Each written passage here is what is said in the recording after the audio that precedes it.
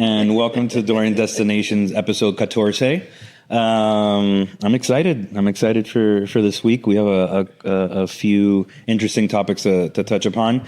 We're UNESCO sites. Yes. Well, what we should explain. What is UNESCO? It's World Heritage Sites. These are sites that are. You were trying to stump me, weren't you?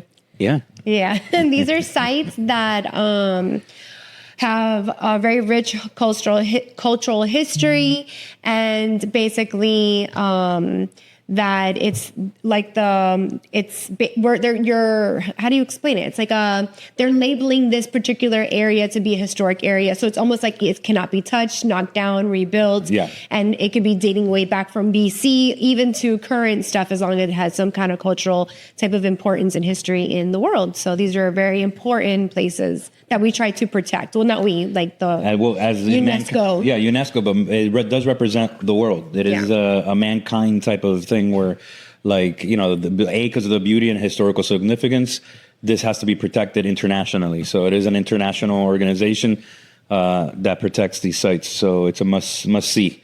And then we also have, for a Dorian Expeditions type situation, we're going to talk about the Inca Trail trek. Okay. You ready for that? Yeah, let's go. Let's do I can't wait to do that with you, and the girls. I'm sure the girls will love it. Yeah, doubt it. Okay, so but before we get into that, I do want to we do want to touch upon a little fact or fiction action. Yeah. All right, let me just bring it up here in my little notes. Here. I'm going to ask you. Yeah, you go. All right. So, fact or fiction, can you cross from Alaska into Russia by land? I'm going to say no, but you can see Russia from Alaska. Oh, somebody's making a political joke. Yeah, I did. I do remember Sarah Palin saying that. So I will say you cannot. No, and but it is separated only by 55 miles, which is that's pretty close. Cuba from Key West is 90, so this is even closer. Yeah. There's no bridge or road crossing, and it's actually considered very dangerous. If you know that area, it's the Bering Strait. Yeah, it's a lot of snow, and it's actually restricted. You cannot do that. All right. Well, I'm going to tell you the next one because I know that you're not going to get it. Oh. Ready? It's illegal to chew gum in Singapore. I think because it's so offlandish, it probably is true, but I'm trying to figure out what would be the logic behind that? Is it like you can't chew gum? It's illegal to chew gum. But why? Because the teacher says so. It is a fact, actually. Congrats. Since 1992, gum has been heavily restricted to maintain cleanliness. Exceptions exist for therapeutic and dental gum for a prescription. Interesting. So, yeah. So, basically, Bubblicious has no market there in Singapore. No market. You wanna hit me with the next one? Yeah, I'll hit you with the next one. Right. France has the most time zones of any country. Nah. Fiction. It is true. What? So, but it's so small. To overseas territories. Oh, I know why. Why? Because of the French Polynesian, the Reunion Island, and France. That's a trick question. Spans 12 time zones. That's a trick. But what about UK? UK has. But it looks like France has more because they go into the French Polynesian side. Got it. Which is like further away. Yes, but true. The UK has the British Isles here in the Caribbean. So that's crazy. Interesting. Damn, that's a lot. All right, I'm gonna hit you up. You can look. Okay. All right. You can't take sand or shells from beaches in Italy. Are you gonna talk against your? And when we were in the Midwest, we weren't allowed to take rocks from the Grand Canyon and all that stuff. I took a few. I'm not gonna lie. So I'm gonna say it's true. Oh my God, you're right. It is true. Yeah. You're not allowed to take any sand or shells from the beaches in Italy. Many regions like Sardinia, which that's bucket list for anyone, strictly prohibit removing natural materials. Fines could be exceeding €3,000. Interesting. Yeah. Yeah. All right. Ready? Yeah. Mount Everest is the tallest mountain on the earth from base to peak. That's fiction. Why do you like? Well, because I know this. I know because you this. just read it. I did. It does measure from. It is measured from sea level. It is the highest if you measure from sea level. But from the base to the summit, Hawaii's Mauna Kea is taller. Isn't that crazy? Then why do they always say Mount Everest, Mount Everest? From if you measure it from sea level, it is. But below sea level, it's this one, Mount Kea. Yeah. Well, there you have it. Fact or fiction. Obviously, my wife's into this segment this week. Yeah, so there you go. I hope you guys enjoyed that one. If you guys like what you're hearing, please subscribe, comment, like us, share. I don't know, subscribe, maybe. That would be great. Yeah. All right. So you ready for the next? You have any travel advice tips before we get to the next segment? Yeah, let's go. I'm really big on this. I've been traveling for 40-something years. I think it's really important that you do research local laws and customs before you go. I think out of respect, it's important because, and especially Americans, we have like this bad rep of us not caring and being very entitled when we go to other countries. So I do think it's really important that if you are a traveler, you're traveling because you love culture and history and you want to be educated and to be more immersed into other cultures, then this to me is an important thing to be able to have. To know their cultures and to know their laws. I agree. It's like walking into someone's home, right? You gotta 100%. like respect the rules of the house, except taking off the shoes. I don't think they could do that. All right. Understand the geographic quirks that can impact travel, like time zones and border laws, because that's huge, actually. And this one, I'm going to say, not just that. I have all this. We specialize doing travel in Europe, but our expertise and where most of my clients go is Italy, and I get this all the time. Oh, I just want to go to Sorrento. I'm going to go for the day from Rome. And I'm like, it doesn't work like that. There's a train. You have to get to Naples. And then there's not a fast train. And you just can't do the Amalfi Coast for the day. Like it doesn't, because they're like, oh, it's too expensive. So if I just spend the day there, and I don't think they know the logistics and how far things are. And so that's where us travel agents come in and we explain to you, it's not a quick drive. It may say on Google Maps that it's a 3-hour, car ride, but it's not. It's definitely always more. And if you've traveled anywhere, you know that traffic is completely different. So I'm really big on that. Huge. So 100%. I agree with you. I think sometimes because we look at a map and it looks so close, we feel like it could be that easy. And it's not. Yeah. Obviously, I think this goes without saying, but we will say it, respect nature, leave beaches as they are and found them again. You're going to someone's home.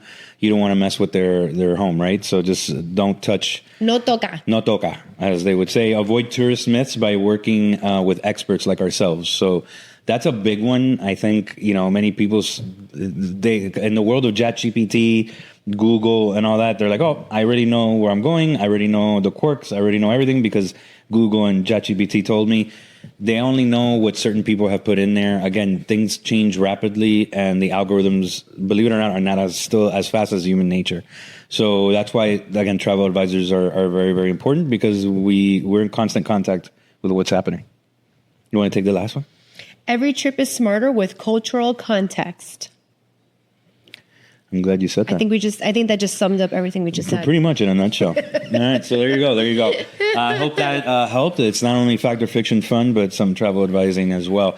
All right, so we're going to get now into our second segment. UNESCO World Heritage Sites that combine cultural richness, immersive experience, and practical accessibility. Let's go. Let's go. All right, I'm gonna pick the first one because this is a place I always wanted to go, but you never wanted to go. Before we get started, I just would like to say, here comes a New Yorker. For like ever, I've been wanting to go here. Now, this is the comment. Let me just wait before I'm not even going to read anymore. I just would like to say this. This is like a thing that goes on between my husband and I. I'll say, hey, babe, I really want to go here. And he's like, oh, I will never go there. And then like a month later, he's like, babe, my coworker just came back from the place you just mentioned, and now I want to go. So it's never that I want to go. It's always because he met somebody or knows somebody that had just recently had gone there, and then all of a sudden it became his idea. Well, it's, you know, I need some time to get used to some ideas. But So anyway. this is one of those places. I have been wanting to go to Petra in Jordan forever. And I guess it was a good way to say it, they know it from Indiana Jones. Yes, Last Crusade, baby. So that's where it's the most famous from. And but before then, I've always wanted to go. I love, just think it's actually so stunning. It is. So It's stunning. I mean, you're talking about, you know, these things carved into mountains. I do have beautiful B-roll, so I hope you guys are looking. he's probably going to put in Indiana Jones. No, because I get sued. So I don't want us to get sued. But yeah, it's Petra's. I think something that I think everybody should. You know, you talked me into it, babe. I think it is gorgeous. I am an Indiana Jones fan, so I think it's pretty much iconic red city that's carved in cliffs. If you could think about that. So they do say to get there early, but I think that for all everywhere you go when you travel because of tourists. And now they are doing the candlelight tour.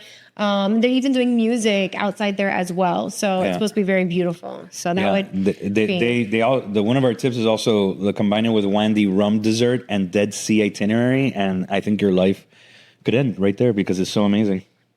No pun intended. No, like Dead Sea. Oh, get it. Okay, Got it. I didn't catch that. Okay. So Petra, definitely in Jordan. Yeah, that's our first pick there for top UNESCO sites to visit in 2025. You visit this one. Yes, Machu Picchu. I will say this, Machu Picchu is phenomenal. It is breathtaking. It is a place where everyone should see once in their life because two reasons. One, the geography is amazing, and I literally was on top of clouds that were raining. And I was above the clouds when it was raining. So I wasn't getting wet, but everybody underneath was getting wet. That's how high we were.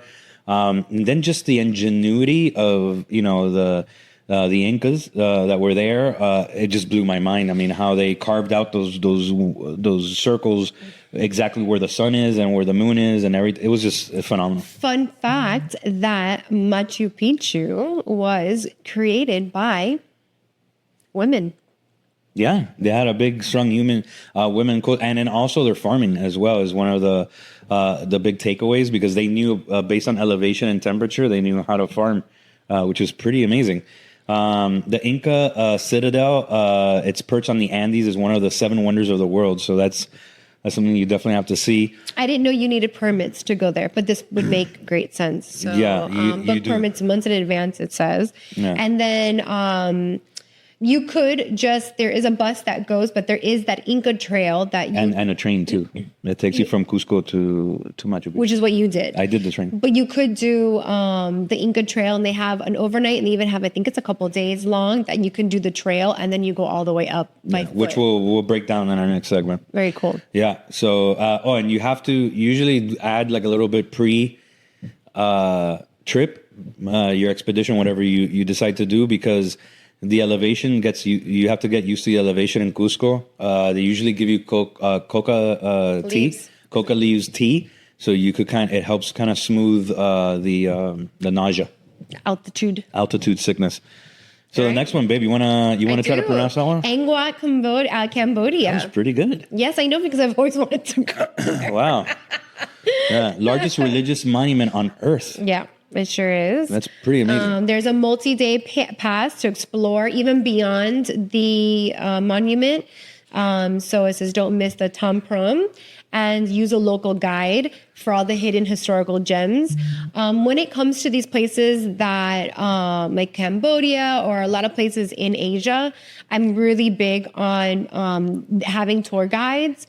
One, language is a huge thing. It's one thing that I feel like when you go to Europe, a lot of people do speak English and or Spanish, so it's kind of easy to get around. But when you're in these further places, I do suggest to get a tour guide. Plus, you want to know all the details and all the juicy gossip and all the stuff that you're not able to read, So having that tour guide for me is amazing. So 100%. Yeah, because I think that could be daunting, right? Like when you go to, especially like an Asian country that even like the letters, you don't even understand the symbols. It could be a little daunting. So yeah, definitely agree with that one. The next one is Alhambra, Spain. It's a palace fortress blending Islamic architecture with gardens and fountains. So this is probably up your alley, babe. This is something that you love, that architecture. Yeah, I love all of that. Yes. Yeah. So we recommend to stay in Granada's old quarter and visit early in the morning or at night. That's where you're going to see the most beauty out of that, and pair with a trip through Andalusia's white villages. That should be very gorgeous. pretty. Yeah. All right. So, you could also, since you're going to be over in Spain, this is another one. If you go to Sintra, Portugal. So it's known for this fairy tale castles and its misty forest that make a must see. They recommend to visit the Pena Palace and the Quinta. I'm going to butcher this. Go ahead, baby. La Quinta de Regalia. Yes. And take the historic train and enjoy the pastel di nata in the town square. So those are some, I mean, there's a lot more UNESCO sites, but those are some of our top picks there because, you know, it's a little mixture of everything, right? Europe, a little bit of Asia, and then the Middle East. So we thought that was a pretty cool list. What we do recommend is, once you're there, is really get immersive experiences. You know, attend cultural festivals, traditional craft workshops, stay in boutique heritage hotels, you know, for local charm, like really feel, you know, don't stay in a Holiday Inn, you know what I mean? Like, you don't want to do that. And then use audio guides whenever possible. But we do recommend better a local guide because, you know, that's a recording versus a person that could really kind of give you a little bit of more information. Yeah.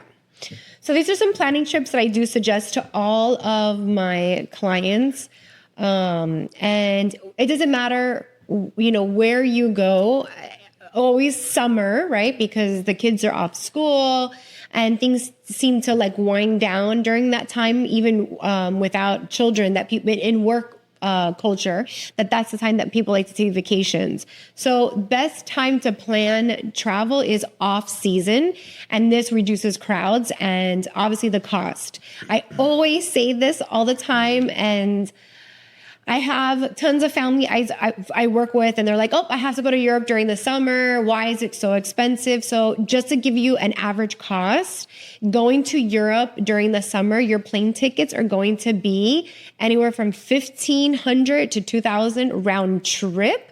And if you go, let's say in October or let's say February or March, your tickets are going to be $700. So you're talking about half the price. Yeah. And sometimes we've even gotten in October, actually early November, we got round trip tickets from Miami to Venice for $400. Yeah. So those off seasons, I do suggest. And then I hear all the time, oh, but my kids have school and what have you. Yes, I mean, if you're not making this a habit, but I think it's important that you do take the kids out of school during school time. They need some time to regroup, and it's kind of nice to go when it's last and also too, like think about like Thanksgiving weekend, right? Remember, that's not a holiday. It's a holiday for the United States, but nowhere else in the world. So play around with those dates, like before and after that week. So therefore, you can maximize your time. And then the costs are not going to be as expensive as summer. So that's a good spot, I think, for kids and families. I tell all my clients, and now I have to say kudos. We live in Miami. Miami-Dade Schools now is doing a calendar 2 years out in advance, where before they only do a year out. They're doing 2 years. So I always like to say, look at the calendar, look at the vacation days. And a lot of times in your district, they have like a teacher work day or a teacher planning day that you're able to play around with the teacher planning day and a holiday. So you're able to use those long weekends. And then if they have a holiday, you can actually go for almost 2 weeks and the kids only miss maybe 4 days of school. So you look at the calendar and maximize the times, and mid travel days, like Tuesdays and Wednesdays, are usually cheaper than flying on the weekend. So those are my hot tips for you guys. Look at you. I'm telling you, how can you not have us in your life? That's what I'm saying. This is another one that I always push on, and I always say this. This is to start planning 6 to 9 months in advance. And I always get, but how do I know what I'm doing in 9 months? Well, if you book your travel, you know what you're doing in 9 months. And also, too, it gives you tons of time to really make your trip amazing, right? So I always like to get the hard base down for that travel. This is my dates. These are the hotels. Plug it in. And then you start building your itinerary off of that. When you have that 6 to 9 months, you're able to really do the research, get the dinner reservations. Right now, you have no idea. I'm trying to get my clients into this hot restaurant, and I was able to get other clients in because I was able to book the restaurant out further out in dates versus saying, hey, I want to go to Italy next week, get me here. It doesn't work that way. So, and it saves money. So I push that. I even say a year in advance. Yeah. The longer the better, and trust me, A, because it's more affordable. B, it's easier to plan. And again, if things change, because the world is could change, and certain areas could be affecting certain things, you have time to fix it. So it's always better to always plan ahead. So I agree. Yep, I agree. All right, so we're gonna get into now a little Dorian expedition action. Right? Are you ready for this? We're gonna go down the Inca Trail, babe, to Machu Picchu. It's a 4-day. Where are we? Oh, we skipped all of that. Yeah. Oh, okay. Yeah, we did because we gave them a lot of good tips. Okay. Yeah. We should save. I just want to get into the action. What? We should save those tips for another day, for a rainy day. No, being serious. Okay. All right. So let's get into the Inca Trail. All right. So this is kind of a top line 4-day itinerary. It's not details because, again, it really does depend on who you are, right? But so basically what I'm going to overview, it's basically the Sacred Valley in Peru, 4 days, 3 nights. The trekking distance or the hiking distance is about 26 miles or 42 kilometers. The level, is it challenging? It's challenging to moderate to challenging. And I think altitude, not necessarily the track, but the altitude is the biggest factor. And the best time to go is between May and September. It's a dry season and clear skies, so you could see all those stars and the mountains. All right, you ready? Yeah, day one. Day one. Cusco. Yeah, so Cusco, you're going to leave from Cusco. Again, you could transfer from Cusco on a trailhead to the trailhead at kilometer 82. That's approximately about 3 hours. You're going to see the Urubamba River and La Catapapa. I can't even say that. Visit La Catapapa. It's an ancient Incan farming complex. Good job. Thank you. All right. And then you could camp at Huela Bamba. Huela Bamba, and it is almost 10,000 feet. Yeah, 3,000 meters up and up there. So hydrate. Yeah. So you want to take the second one, babe, from Huela Bamba? Yes, and then it goes through Dead Woman's Pass, which is kind of scary, no? Yeah, I think they said that dead women, whatever. Just go. Okay, and it is the highest point of the trail, and now we're reaching about almost 14,000 feet high, and that's very high. Yeah, that's very, very, very high. Yeah, I can't even imagine because I think the elevation that I went up with Eddie in the AT was 4,000, and I was dying. Yeah, imagine that's 13,000. Really it's 4,000 meters high. It's insane. And then you're going to be camping at Pacayama. Mayo. Pacayamayo. Mayo? I think it's Mayo. I say Mayo. So you say Mayo. Yeah, Pacayamayo. And they said for tips to bring the trekking poles, which I think when we hike, even little hikes, we bring trekking poles. I think it's important to have them, even if you have one, and because it's a very steep trail. So. Yeah, but a lot of because we do recommend for you to go with an actual guide, not to just go solo. And a lot of these companies do provide this equipment. So just so you know, with a trail guide. With a trail guide, which is perfect. And then let me see. Day three. So in Pacamameyo, I'm not even going to say all these words because there's a lot of letters and I don't know how to pronounce them or put them together. But you will pass incredible Incan sites. And then you go through the cloud forest with Stone Pass and view of snow-capped peaks. So, it's really pretty. So day 3 is really a gorgeous time to go trekking there. Then we do want you to explore the Huanya, a stunning terrace ruin near the final campsite, which is Huanya campsite. It's about plus or minus 8,000 feet high or 2,700 meters high. Mm-hmm. It is considered day 3 the most scenic day. So that's the day really, I think, where you could kind of like pull out your phone and start doing selfies. Yeah. That's the day you want to. And then your last day, which is day 4, is Sun Gate, and it's the arrival at the Machu Picchu site. So you're going to be hiking before down to reach. It's the Inti Punca experience sunrise over Machu Picchu, and it's supposed to be a really spiritual like moment. And you were there. Did you feel spiritual? No, I kind of did because I was praying to Jesus that I won't die. Because afraid of heights. I'm afraid of heights, and then what happened? Because now it's a lot more tourists that have gone, so they've kind of enhanced the trail a little bit with like stones and handrails. When I went, it was just like and it was raining. It was just a wet stone on a cliff, and then you had to go up, and then there was a bunch of like Chinese tourists in front of me. I grabbed one of those tourists. And I was like, if I go down, you go down. Like, I was just really, really terrified. Okay. Yeah. Great. So it was kind of spiritual. So you have like a 2-hour walking tour, and you have tons of time to explore the site. And then you're just going to take the shuttle bus back down. There is no hiking out of there. So that's a good way to end it, I think. Yeah. It's great. I would love to do this. Yeah. I think I would, because it's not, I think the treachery is the height. And again, we got to see exactly how much you cover in height, in elevation in the time period. I think after this hike, this is something that he would love to do. Is like heading over to the hot springs and having a nice massage. Yeah, they have it's called aguas caliente, which it's not very creative, but it is what it is.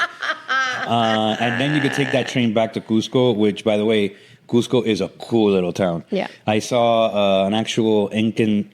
So they show you there's a church that was built by the Spaniards over an Incan temple. And what's amazing is that there's been earthquakes there. So then you see the Spanish architecture just fall apart, and then you see what stood and stayed standing was the Incan architecture. So it's fascinating. They were onto something. Oh yeah, they were onto something. It was damn aliens. But yeah, it's amazing. Honestly, Peru is just phenomenal. And even like a pre-trip in Lima, where you're gonna stay in one of the best culinary cities in the world, then you do that hike. I kind of think I want to do this for my birthday.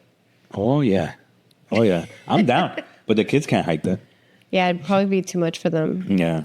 But I mean, we don't have to hike. We could just do the train. No, I kind of want to hike. I want to sit like... I do want to hike this. Yeah. All right. So these are great tips. And we say this even for any kind of hiking.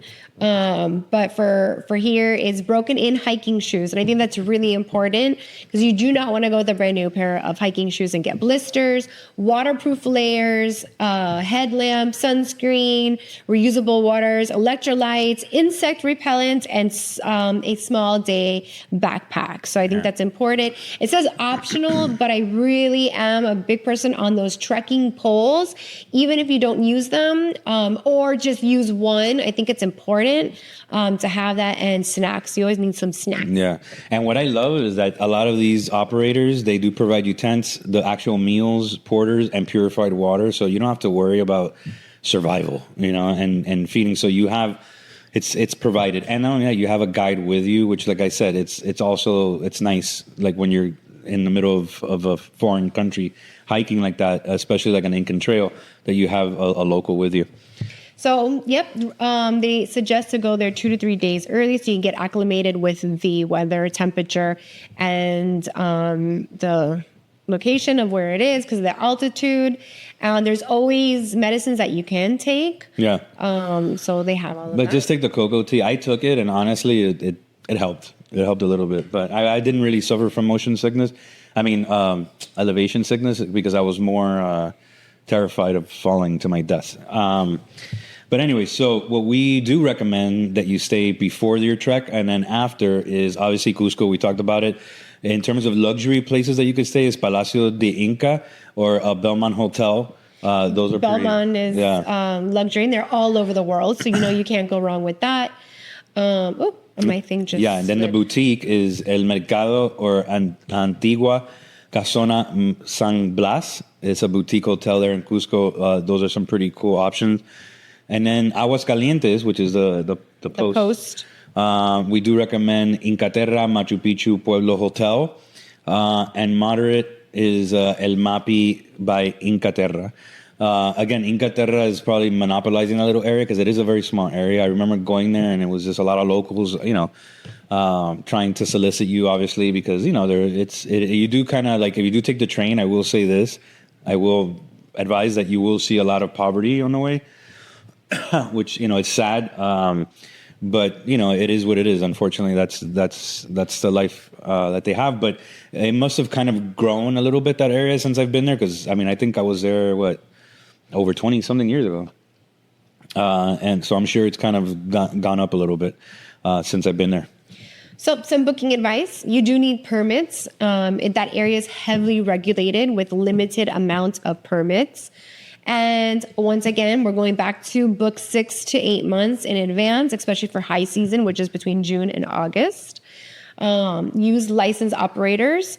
Certified tour companies are only allowed in that area, so make sure that they are certified. And obviously, we always like that best practices when you're dealing with other people's cultural and environmental places, especially places like this that are so protected. Yeah, and so much history there. So that's it. I hope you guys enjoyed it. This information, found it informative. If you want more information, feel free to send us a message, DM, comment, ask, and subscribe. And then we're always here for you. Remember, we're not travel influencers, we're travel advisors. So anything that we did talk about today, you can book with us. Cheers, everybody. Have a great day. I'm not going to say it. Ciao, bacalao. Bye.